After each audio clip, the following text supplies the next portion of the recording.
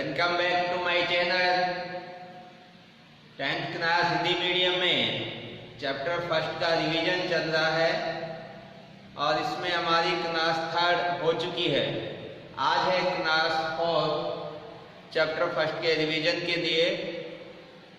तो हमने last lecture के अंदर ए परिमेय संख्याओं को कैसे सिद्ध करते हैं ये एक पार्ट कंप्लीट कर लिया था। आज के लेक्चर में हम इसका सेकंड टाइप का प्रूफ देखेंगे कि दूसरे प्रकार के क्वेश्चन कैसे होते हैं जो एग्जाम में पूछे जाते हैं, उनका प्रूफ आज हम करना सीखेंगे। ए परिमेय संख्याओं का प्रूफ कैसे इनको सिद्ध करें कि ये परिमेय संख्याएं हैं, इनके सेकंड टाइप के क्वेश्चन आज शुरू कर रहा हूँ 10th क्लास हिंदी मीडियम।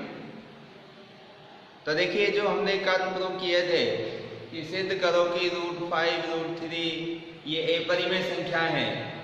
आज इनसे ही रिलेटेड सेकंड टाइप के जो क्वेश्चन है वो इस प्रकार से पूछे जाते हैं, जैसे सिद्ध करो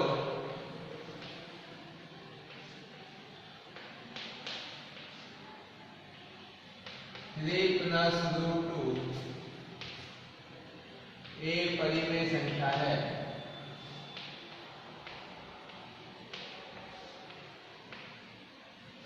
ये सेकंड टाइप के आपके प्रूफ चल रहे हैं। दूसरे प्रकार के क्वेश्चन कैसे होते हैं, एक प्रकार के तो हम कर चुके, उसमें सिंगल कोई भी संख्या होगी, जैसे √5 होगी या √2 होगा या √3 होगा, वो आपसे पूछेगा सिद्ध करो ये परिमेय संख्या है। और ये सेकंड टाइप का जो क्वेश्चन है,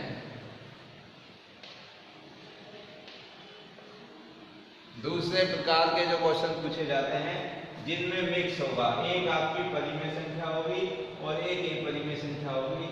या तो वो एडिशन के रूप में होगी या सब्ट्रैक्शन के रूप में होगी या मल्टीप्लाई के रूप में होगी या डिवाइड के रूप में होगी। इनमें से किसी भी प्रकार की वो एक परिमेय संख्या हो सकती है और तब आपसे पूछता है कि सिद्ध करो ये एक ए परिमेय संख्या है।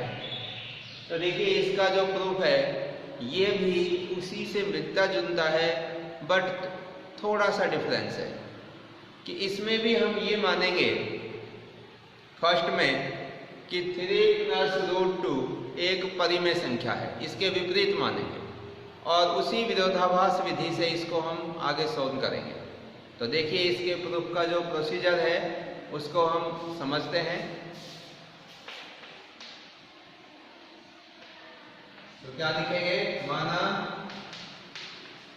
3 + √2 एक परिमेय संख्या है।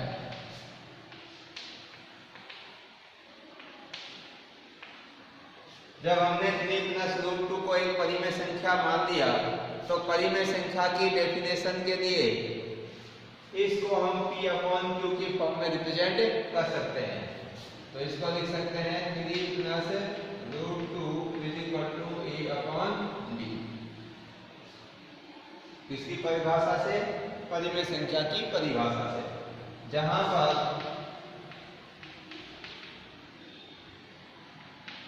A और B से अभाज्य पूर्णांक है।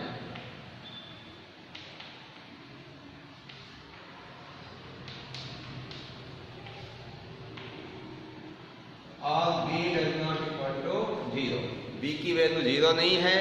A और B है जो सहअभाज्य पूर्णांक है, मतलब कि A और B में कोई भी उभयनिष्ठ गुणनखंड नहीं है।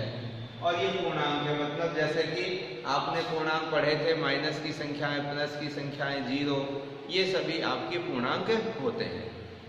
अच्छा, आप देखिए, इसमें जो A/B है तो ये P/Q की फॉर्म में है। तो एक तरह से ये A/B इधर का जो पार्ट है राइट हैंड साइड का, ये परिमेय संख्या है और 3 ये भी परिमेय संख्या है।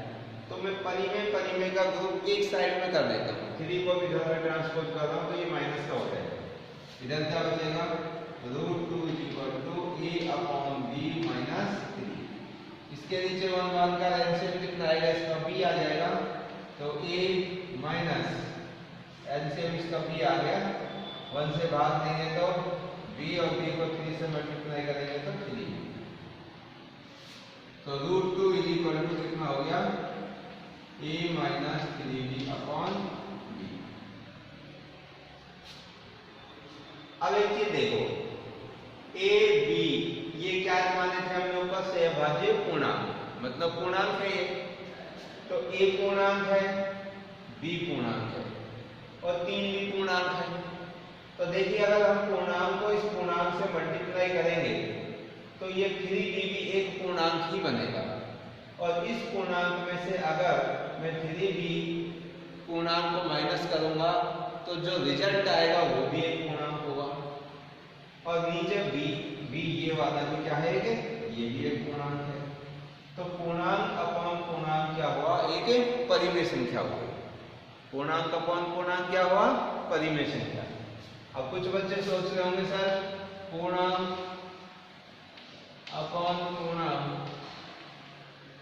ये दोनों तो कट जाएंगे सर, परिमेय संख्या कैसे होगी। देखिए अगर ये दोनों आपके कट भी गए, जब भी क्या होगा 1 अपॉन 1, और 1 भी क्या है, एक परिमेय संख्या है या नहीं।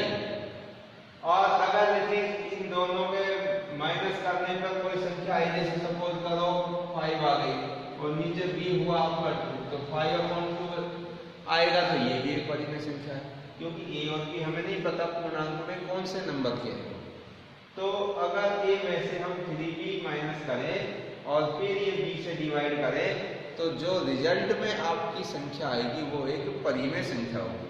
कैसी होगी, परिमेय संख्या होगी। अब लिखेंगे इसको, क्योंकि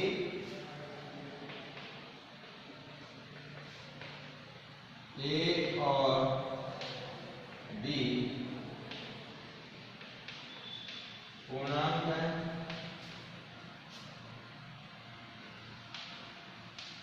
इसीलिए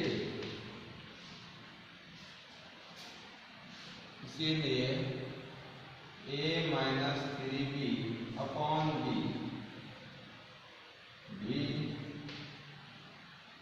a और b पूर्णांक है, इसलिए a minus 3b upon b एक परिमेय संख्या होगी। तो ये वाली जो है ये क्या बन जाएगी, एक परिमेय संख्या। जब ये परिमेय संख्या है तो ये किसके इक्वल है, √2 के, तो इसका मतलब √2 भी परिमेय संख्या हुआ, जबकि √2 तो परिमेय संख्या नहीं होता है, क्योंकि ये तो हम सिद्ध कर चुके हैं कि √2 तो एक परिमेय संख्या है। तो a minus 3b upon b एक परिमेय संख्या है, तो √2 भी परिमेय संख्या होगी, परिमेय संख्या होगी, जबकि √2 तो एक परिमेय संख्या है, जबकि √2 तो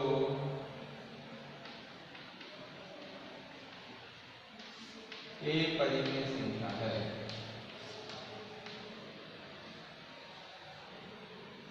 इसका क्या है, ये इसका विरोधाभास, इसका विरोधाभास है। किसका विरोधाभास है कि √2 एक परिमेय संख्या है, इसका विरोधाभास हो गया। अतः ये क्यों उत्पन्न हुआ, क्योंकि जो हमने ऊपर माना है 3 प्लस √2 एक परिमेय संख्या है, ये मानना गलत है। इसलिए हम कह सकते हैं कि 3 प्लस √2 एक परिमेय संख्या होगी। यह है उपरोक्त में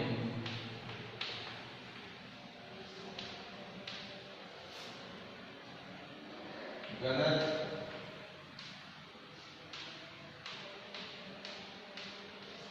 कल्पना के कारण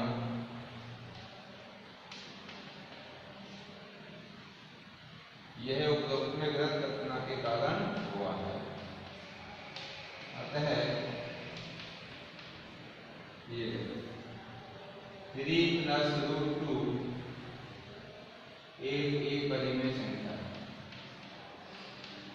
एक परिमेय संख्या है। तो इसीलिए ये जो 3 प्लस रूट 2 है एक परिमेय संख्या होगी। इस प्रकार का जो सेकंड टाइप के क्वेश्चन आपसे पूछे जाते हैं एग्जाम में, उनका हम प्रूफ दे सकते हैं। क्लियर है ये? तो देखो, इससे रिलेटेड मैं एक एक्सरसाइज का क्वेश्चन दे देता हूँ कोई भी, और उसको हम प्रूफ करेंगे।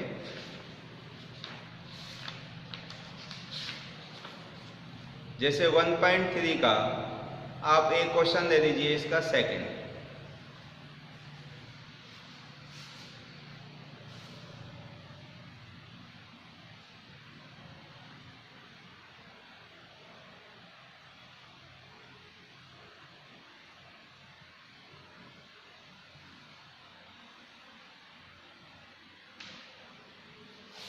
एक्सरसाइज 1.3 का क्वेश्चन नंबर सेकंड।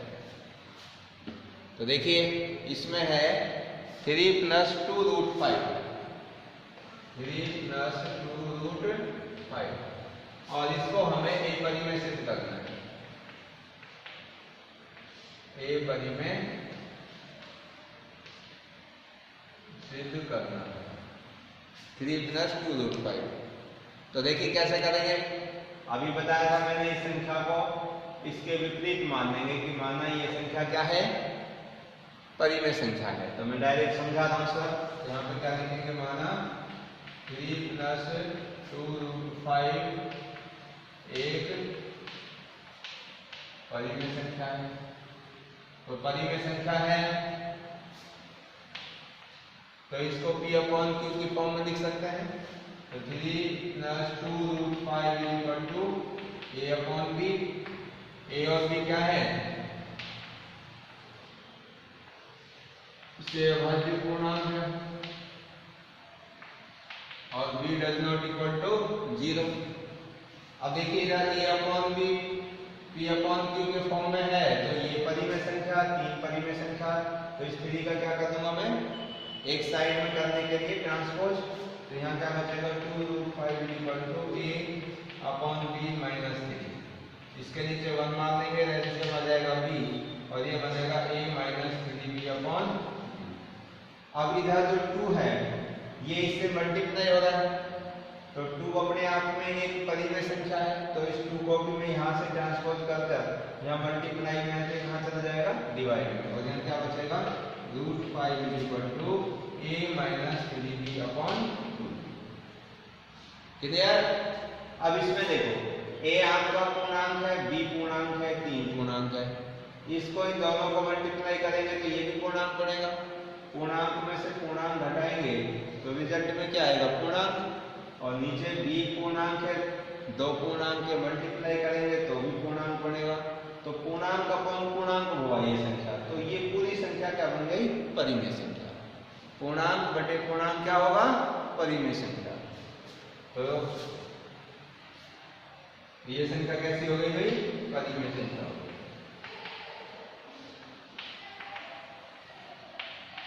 कौन सी हो गई परिमेय, ए माइनस 3b अपॉन 2b।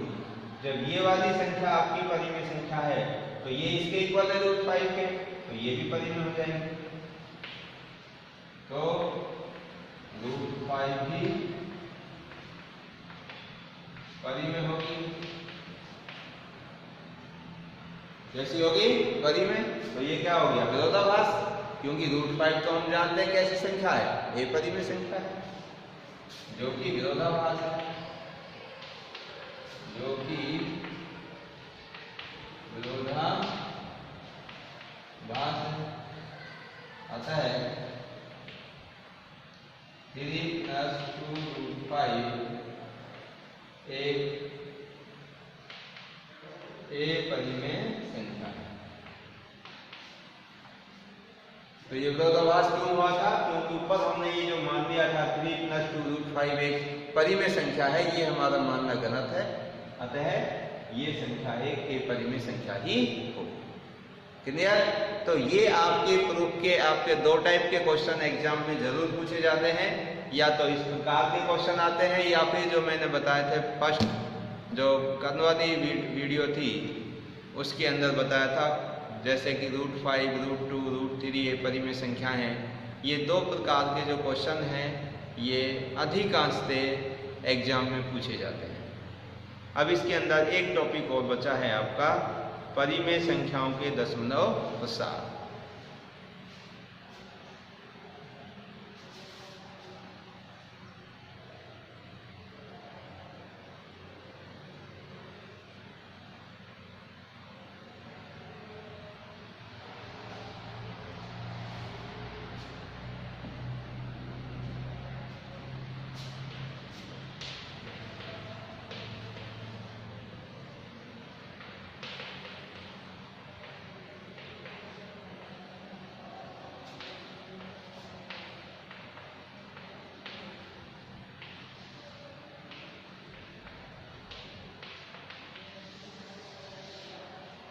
देखिए इस चैप्टर का ये लास्ट टॉपिक है परिमेय संख्याओं के दशमलव प्रसार।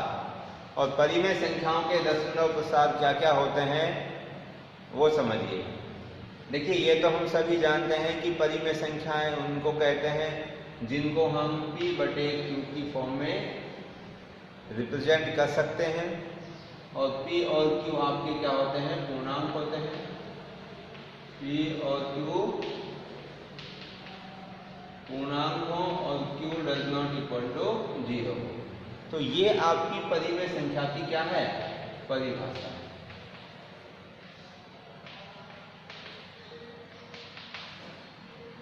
तो परिमेय संख्या में कौन कौन सी संख्या आएंगी जिनको हम p/q की फॉर्म में रिप्रेजेंट कर सकें। p और q कैसे हो, पूर्णांक हो और q की वैल्यू क्या नहीं हो, 0 नहीं हो। तो इस फॉर्म की सभी संख्याएं कौन सी होंगी, परिमेय संख्याएं होंगी। अब आपको ये बताना है कि परिमेय संख्याओं के दशमलव प्रसार हैं वो कौन कौन से होते हैं और हम कैसे पता करेंगे कि जो दशमलव प्रसार है ये क्या है। तो देखिए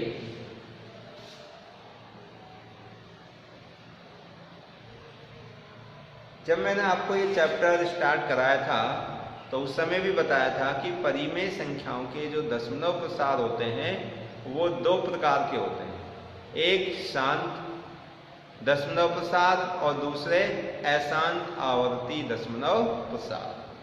तो कितने टाइप्स के होते हैं ये, दो प्रकार के होते हैं, 2 टाइप्स। नंबर 1 शांत दशमलव प्रसार और दूसरा होता है अशांत आवर्ती।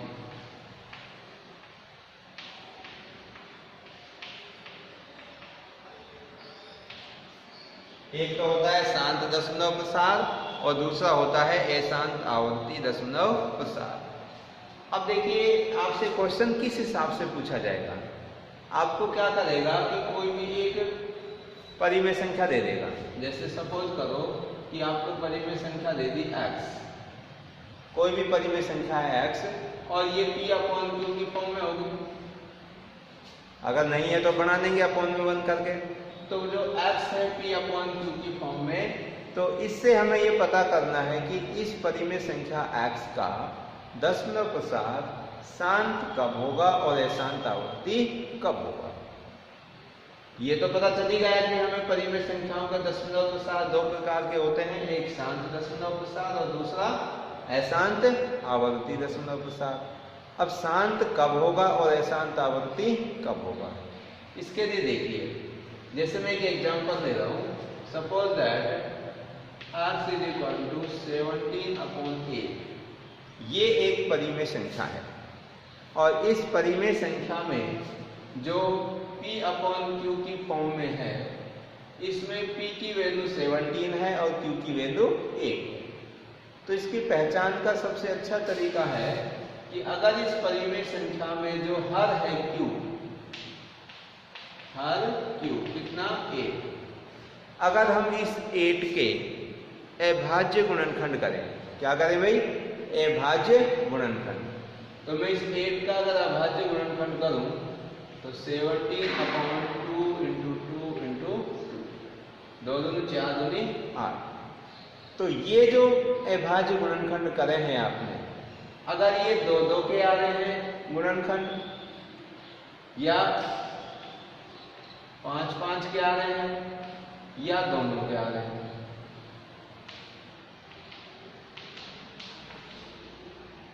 आपने किसी भी परिमेय संख्या के हर Q के अभाज्य गुणनखंड किए और वो अभाज्य गुणनखंड या तो 2-2 के गुणनखंड आ रहे हैं, मतलब 2 की संख्या में, या 5 की संख्या में, या दोनों में 2 और 5, तो उस परिमेय संख्या का जो दशमलव प्रसार है डेफिनेट शांत दशमलव प्रसार होगा। कैसा होगा? शांत। क्योंकि जैसे ये 17/8 मैंने लिखा है, तो इसमें जो 8 के हमने अभाज्य गुणनखंड किए 2 × 2 × 2, तो 2 के टुकड़े आ रहे हैं, मतलब 2 का गुणनखंड आ रहा है 2 डिजिट का, तो ये शांत है। अगर 5 का भी आ रहा होता तब भी शांत होता, या 2 और 5 दोनों आ रहे होते तब भी शांत होता। क्लियर है ये आपको कंसेप्ट? अब इसको मैं अगर एक ही लाइन में लिखूं तो क्या लिख सकते हैं कि जो 2 है ये कितना है, 3 बार आ रहा है, 17/2⁵। तो अगर किसी भी परिमेय संख्या का दशमलव प्रसार हमें पता करना हो तो उस परिमेय संख्या का जो हर है, हर Q इस फॉर्म में आ जाएगा 2n और 5n। अगर इस फॉर्म में हो तो हम डेफिनेट कह सकते हैं कि उस परिमेय संख्या का दशमलव प्रसार कैसा होगा? शांत होगा। अब आप सोच रहे होंगे सर ये 2n और n ये क्या है? 2n का मतलब है जैसे 2 आपका इधर 3 बार आ गया तो 2n का मतलब 3 हो गया। और अगर इसमें 5 का टुकड़ा भी आ रहा होता, 5 का गुणनखंड भी आ रहा होता, जैसे मान लो आ गया 2 बार तो 5 की पावर 2, तो m के स्थान पर कितना हो जाता? 2। तो अगर 2 और 5 के गुणनखंड आते हैं, या अकेला 2 आता है, या सिंगल 5 आता है, तो उस परिमेय संख्या का दशमलव प्रसार कैसा होगा? शांत होगा। क्लियर है ये टॉपिक? अब इसके विपरीत अशांत आवर्ती कब होगा? अगर उस परिमेय संख्या के दशमलव प्रसार में हमें ये पता करना हो कि वो शांत है या अशांत आवर्ती, तो अशांत आवर्ती के लिए जो हर है उसके अभाज्य गुणनखंड हम करें और वो अभाज्य गुणनखंड इस फॉर्म में नहीं हो, 2n और 5m इस फॉर्म में ना हो, तो डेफिनेटली उस परिमेय संख्या का दशमलव प्रसार अशांत आवर्ती होगा। कैसा होगा भाई? अशांत आवर्ती। जैसे मैंने लिखा 17 और यहाँ पे लिख दिया मैंने सपोज करिए 27, तो 17/27 का फैक्टर करेंगे हम 3 × 3 × 3। तो अब यहाँ पे देखिए इसमें ना तो 2 का फैक्टर आया ना 5 का आया, किसका आ गया? 3 का फैक्टर आया। तो 2 और 5 के फैक्टर नहीं है तो वही इस फॉर्म में तो नहीं हुआ ये, इसीलिए 17/27 इस परिमेय संख्या का दशमलव प्रसार कैसा होगा? अशांत आवर्ती होगा। That is clear? तो अगर किसी भी परिमेय संख्या का दशमलव प्रसार आपको चेक करना हो तो उस परिमेय संख्या के जो हर है Q उसके आप अभाज्य गुणनखंड कर दीजिए, और वो अभाज्य गुणनखंड 2 या 5 या दोनों में आ रहे हैं तो शांत दशमलव प्रसार, और इनके अतिरिक्त आ रहे हैं कोई भी तो अशांत आवर्ती होगा। एक चीज और ध्यान रखना कि यहाँ जैसे 3 × 3 × 3 का ही फैक्टर आ रहा है, अगर इसमें एक आपका 2 का भी आ जाता, सपोज करो यहाँ पे और कुछ होता और यहाँ पर 2 भी आ जाता, जब भी अशांत आवर्ती होगा, क्योंकि 3 जो फैक्टर है ये नहीं आना चाहिए। या अगर इसके अंदर 5 का भी आ जाता यहाँ पर, तब भी ये अशांत आवर्ती ही होता, क्योंकि 2 और 5 के अलावा और कोई फैक्टर नहीं होने चाहिए, तब तो शांत होगा, अदरवाइज अशांत आवर्ती होगा। तो ये आपका जो 1.4 एक्सरसाइज है उसका जो फर्स्ट क्वेश्चन है वो इस वाले तरीके से कंप्लीट सॉल्व हो जाएगा। जो मैंने ये जो अभी लिया था 17/8 वो इसी एक्सरसाइज का क्वेश्चन है, फर्स्ट का सेकंड पार्ट।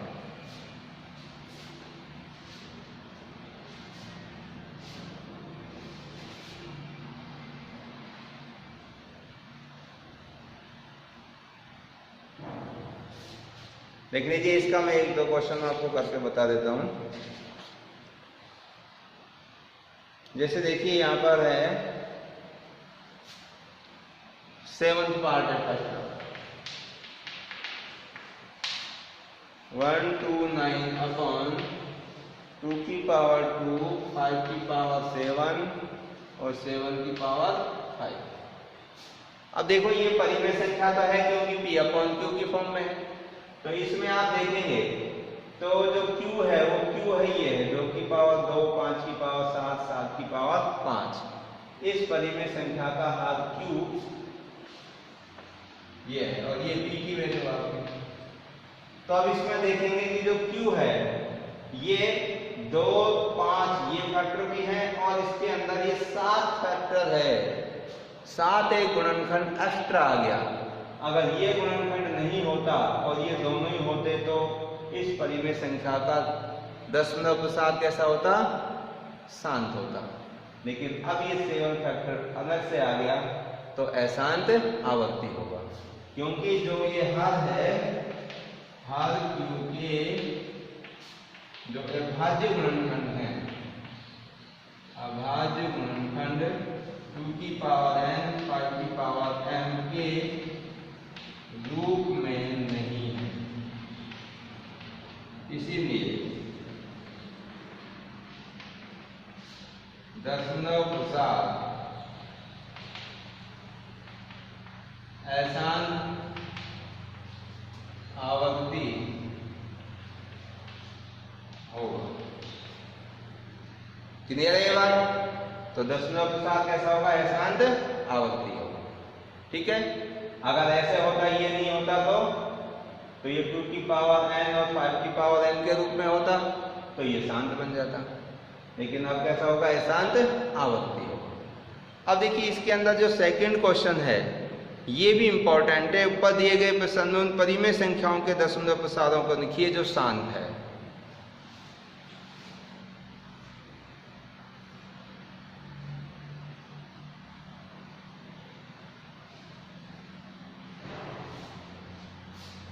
जैसे आपको मैं एक क्वेश्चन बताऊं कि ये किस हिसाब से आपसे पूछ रहा है।